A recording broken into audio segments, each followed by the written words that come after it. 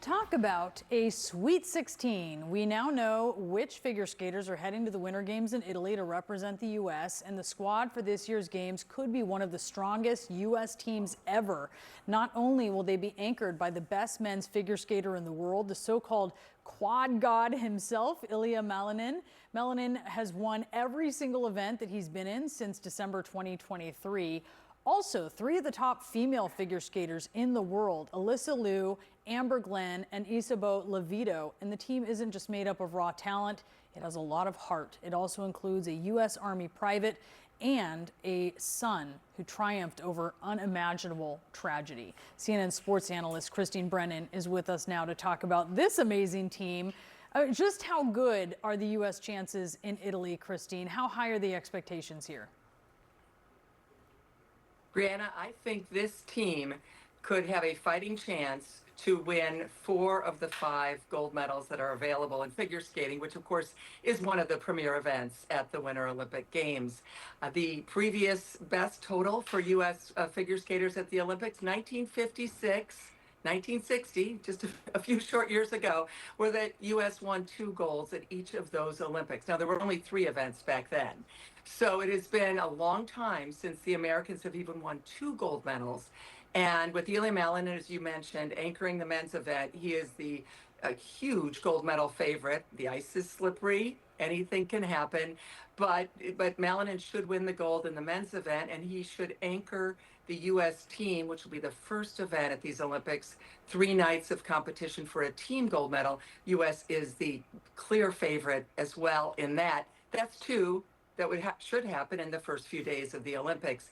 And then, as you mentioned, the women are super strong. And ice dance with Madison, Chock, and Evan Bates, one of the greatest ice dance teams the United States has ever had. Put that all together, and I don't know that it will be the 4 out of the 5, but they certainly have a good chance for it. So who are you watching most closely? Who are you most excited to watch?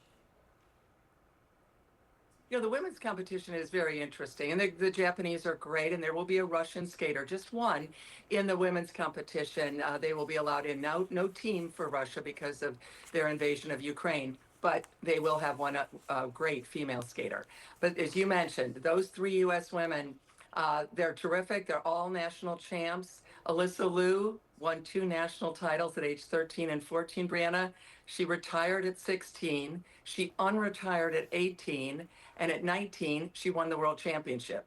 I mean, wow, right? That's just extraordinary. And she comes in with a very different attitude now at 20 than she had when she was a little kid. Just a great team effort, I think, for all of them. And they really do, they finish each other's sentences. They laugh at each other's jokes. They're always hugging. They're cheering for each other. Alyssa Liu, literally, when I was at the national championships, just in St. Louis over the weekend, she comes out after she skated. She doesn't go backstage and put on headphones and ignore everything. No, she cheered on her competitor, Amber Glenn. Amber Glenn then, of course, was able to beat Alyssa Liu for her 3rd national title. Where do we see that in our culture, where you've got someone who is cheering for the opponent that ends up beating them? That's what this U.S. women's team, it's so fascinating, and I'm going to really, I think, enjoy covering them because it's so different than that cutthroat mentality we often see in individual sports. Yeah, I love that sportsmanship. Maxim Naumov just made the team for the first time. And this one, I mean, this is so tough because he lost both of his parents in that horrible plane crash here in Washington, D.C. about a year ago, almost exactly a year ago. What a moment for him. Absolutely, Brianna. This is Max is a fantastic skater and a wonderful young man, 24 years old, orphaned, you know, when his parents, who are coaches, former Soviet or Russian skaters, they grew up in the Soviet Union, when they were on that plane crash, that 28 members of the figure skating community, parents, coaches, and of course the young skaters themselves were killed almost a year ago now over Washington National Airport. And Max has persevered. You know, he was thinking, should he retire? 24, you know, he couldn't even fathom going to the ice. And he decided, no, I'll give it a shot. I'll do it for my parents. And that is what he has done. He was put on the Olympic team, deservedly so. I think he will be one of the biggest stories at these Olympic Games throughout the world because of what he's gone through and how he's persevered. Yeah, I wish they were here to cheer him on, but we're going to cheer him on. We're all going to cheer him on in their place. Christine Brennan, thank you so much. Really appreciate you taking us through that. And a new hour of CNN News Central starts right now.